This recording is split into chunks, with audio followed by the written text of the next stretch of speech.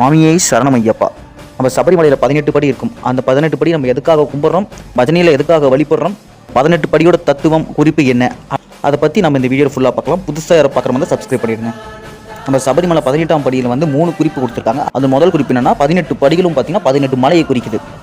அது என்னென்ன மலை அப்படின்னு பார்த்தீங்கன்னா இஞ்சிப்பாறை மலை, காளைக்கட்டி மலை, புதுச்சேரி மலை, கரிமலை, தலப்பாறை மலை, தேவர் மலை, ஸ்ரீபாத மலை, மயிலாடு மலை, மாதங்க மலை, கல்கி மலை, சிற்றம்பலம் மலை, சுந்தரமலை, நாகம்பலம் மலை, கவுண்டமலை, நிலக்கல் மலை, நீலிமலை, பொன்னம்பாள் மலை, சபரிமலை.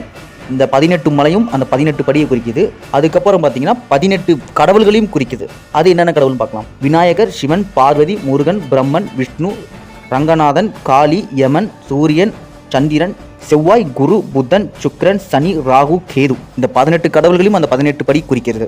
18 படி மட்டுமல்ல, நம் மனிதர்களோட 18 குணத்தையும் குறிக்கிறது. அது என்னென்ன குணம் பார்க்கலாம். காண்பது, கேட்பது, மனம், ரசனை, ஸ்பரிசம், காமம், பேராசை, குரோதம், கோபம், மோகம், மதம், ஆச்சரியம், தம்பு, சாத்விகம், ராஜசேகம், தாமசேகம், வித்யா, அவித்யா. இந்த 18ம் பார்த்தீங்கன்னா நம்ம மனிதரோட குணம்.